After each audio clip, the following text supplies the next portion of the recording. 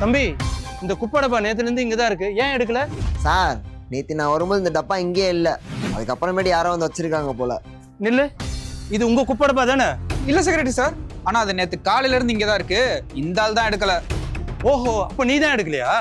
இல்லை இல்லை, நான் வந்ததுக்கு அப்புறமே தான் யாரோ வச்சிருக்காங்க. எனக்கு என்னமோ இவன் பேசுறதெல்லாம் பார்த்தா இவன் வச்ச குப்பை டப்பான்னு தான் நினைக்கிறேன். டேய் ஒழுங்கா உண்மையை சொல்லு, நீ வச்ச குப்பை டப்பா தானே? அது எந்த இல்ல. கன்ஃபார்மா உண்டு இல்லையா? கன்ஃபார்ம். நல்ல வேலை, இதுக்குள்ள ஒரு கோல்டு இருக்கு.